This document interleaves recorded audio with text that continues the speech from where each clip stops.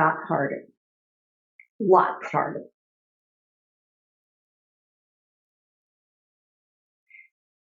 In 2019, I wrote a post called All the World's a Stage, apologies to William Shakespeare. And the point was that you probably want to think about how people perceive you and how they interact with you, because your spheres of influence, that's where your greatest power as a project leader can lie. And the thing is, well, it may be that your spheres of influence might be a little bit more than you think. And so many of us built those spheres of influence, otherwise known as networks, by going to networking events, by having coffee with folks, by catching up with folks in hallways, and occasionally sending a just wanted to know how you are text. A, hey, saw this article and thought of you email. And that worked just fine because we had such a powerful combination of ways that we could keep in touch. And then COVID happened. And as a result, we are practically 100% electronic in our communications anymore, which ironically enough actually makes it harder to maintain and initiate connections. Now, in June or July? I think it was June. In June of 2021, Eliza Knox, who is not only an amazing leader and an amazing advocate for leadership-based humane treatment of colleagues and team members, and just wonderful, wrote an article that said, remember, the best way to keep your connections with your teams strong and vibrant, and I love this, is to, quote, take the R out of it. And that's what I'd like you to think about. When my article first came out in 2019, I didn't realize that it was nearing the end of a period in which we would know how things were going, that we would have predictable patterns of behavior and contact and, well, connection. But as we all know, it wasn't too long into 2020 before everything got turned upside down. And now, in 2022, we're still having to make adjustments. I know. Some people are just not comfortable with a phone call. Some people think that that's a generational thing because they were raised with electronic media, and as a result, they're just really more comfortable with text messaging. Great. How about I text message you a request for about 5 minutes of time just to talk, and I'll call you. Not quite the same? Here's why it not being quite the same is a good thing. With all of the ways that we can get electronic communications, what we've done is we've created a bit of an overload. Okay, a lot of it.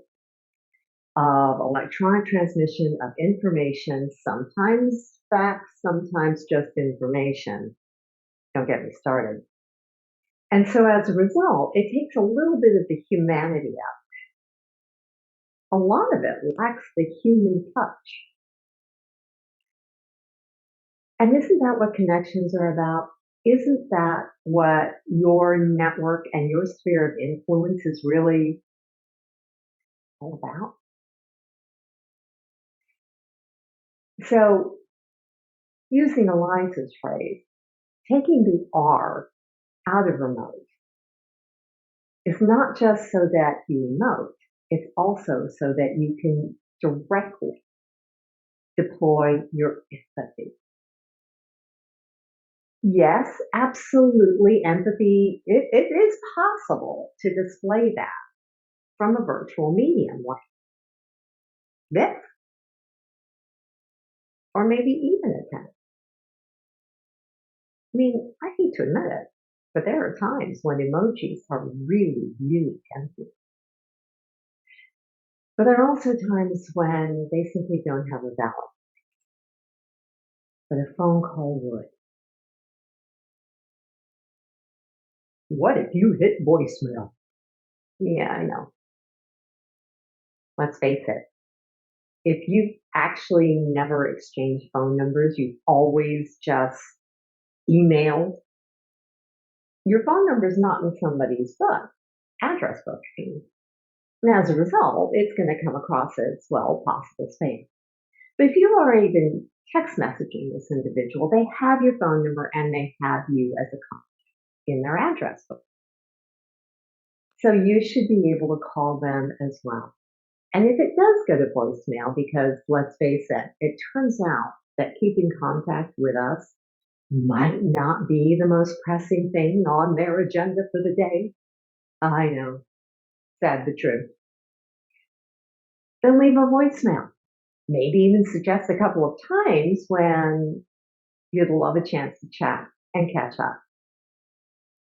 You see, just because the whole world could be watching you and what you're doing, or let me rephrase that, just because your whole world might be watching everything that you're doing and saying and the messages that you're sending, doesn't mean that you can't narrow that focus a little bit by focusing on each person in your network. Give it some thought, because here is the one thing that I can predict for you with almost near certainty.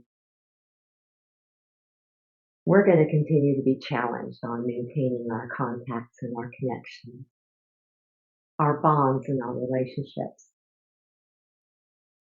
Ask yourself, is it worth it to let those slide?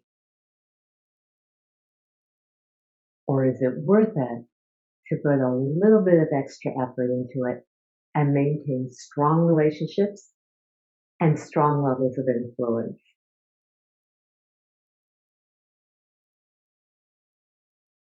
This video was brought to you by the Leadership Driven Project Management Academy. And in this case, when we're doing retrospectives, we're probably not going to offer specific hints or techniques. But in this one, I actually did. So to recap, get somebody on the phone. Yes, it might take a little bit extra effort than it used to, but do it anyway. 2, truly assess what is the harm that will come if certain connections, certain contacts have weakened relationships with you, weakened connections with you.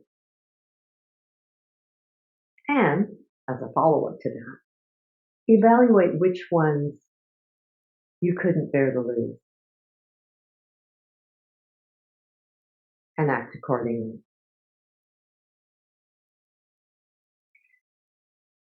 If you like this approach where we try to relate to specific practical things that you can do on any given topic, please like or subscribe.